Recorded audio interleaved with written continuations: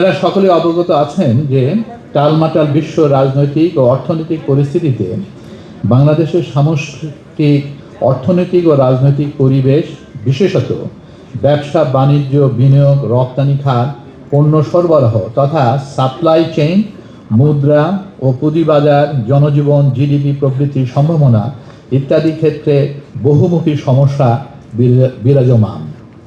বৈষয়িক ও আভ্যন্তরীণ অর্থনৈতিক ও রাজনৈতিক এই নাজুক পরিস্থিতিতে বাংলাদেশের বেসরকারি খাত প্রতিটি মুহূর্ত বিভিন্ন চ্যালেঞ্জের মধ্যে অতিবাহিত করছে। উল্লেখিত প্রতিকূল পরিবেশ থেকে জাতীয় অর্থনীতিকে উদ্ধারে সংশ্লিষ্ট রেগুলেটরি ও ফ্যাসিলিটেটিং জাতীয় প্রতিষ্ঠানগুলোর সম্বন্ধিত ও টেকসই ভূমিকা অপরিহার্য। জাতীয় রাজস্ব বোর্ড উক্ত উদ্দেশ্যে একটি অতীব গুরুত্বপূর্ণ প্রতিষ্ঠান।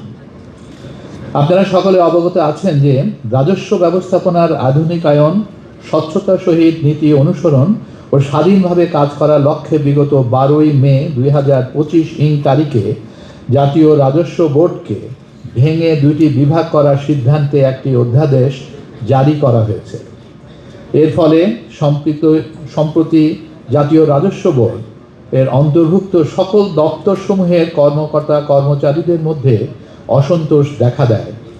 এই সিদ্ধান্তের বিপরীতে এবং এই অধ্যাদেশ বাতিলের লক্ষ্যে এনবিআর ও এর সকল মাঠ পর্যায়ের অফিসগুলোতে আন্দোলনের সূচনা ঘটে। বিগত 14ই মে 2025 তারিখ হতে কর্মকর্তা কর্মচারীবৃন্দ কলম বিরতির ডাক দেয়।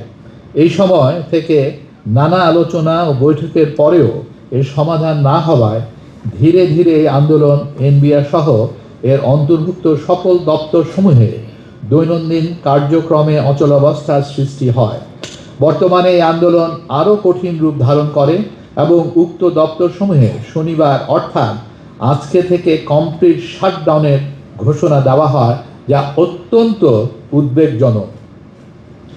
এনবিআর এর অন্তর্ভুক্ত সকল দপ্তরসমূহের কর্মকর্তা কর্মচারীদের কলম বিরতির প্রেক্ষিতে দেশের আমদানি রপ্তানি ব্যবসা মারাত্মক ক্ষতির সম্মুখীন হচ্ছে।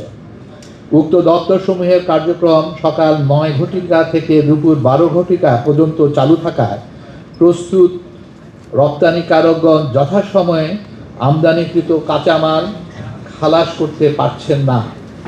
ফলে দেশের রপ্তানিতে বর্ধিত লিড টাইম আরও বৃদ্ধি পাচ্ছে। তাছাড়া পোর্টের বিমানবন্দরে আমদানি রপ্তানিযোগ্য পণ্য পড়ে থাকার দরুন বৃষ্টি রোদে নষ্ট হচ্ছে, ড্যামারেজ বাড়ছে। আংশিক কর্মঘণ্টার কারণে এক কর্মদিবসের মধ্যে প্রত্যাশিত ইউপি পেতে 10-15 দিন সময় লেগে যাচ্ছে, যাতে করে রপ্তানি বিলম্বিত হচ্ছে। সৃষ্ট জটিলতার কারণে কিছু কিছু বায়ার ইতিমধ্যে এয়ার শিপমেন্ট ও রপ্তানি আদেশ বাতিলের হুমকি দিয়েছে। পাশাপাশি পোর্ট ড্যামারেজ নির্ধারিত রেটের 4 গুণ হারে পরিশোধ করতে হচ্ছে, যা কস্ট অফ ডুইং বিজনেস বাড়িয়ে দিচ্ছে। জাতীয় রাজস্ব বোর্ড এনবিআর এর অন্তর্ভুক্ত সকল দপ্তরসমূহের কর্মকর্তা কর্মচারীদের কলম বিরতির প্রেক্ষিতে দেশের আমদানি রপ্তানি ব্যবসা মারাত্মক ক্ষতির সম্মুখীন হচ্ছে। উক্ত দপ্তরসমূহের কার্যক্রম সকাল 9 ঘটিকা থেকে 12টা ঘটিকা পর্যন্ত চালু থাকায় আমদানিকারকগণ ও রপ্তানিকারকগণ যথাসময়ে আমদানিকৃত কাঁচামাল খালাস করতে পারছেন না। ফলে দেশের রপ্তানিতে বর্ধিত লিড টাইম আরও বৃদ্ধি পাচ্ছে এবং উৎপাদন কার্যক্রম ব্যাহত হচ্ছে।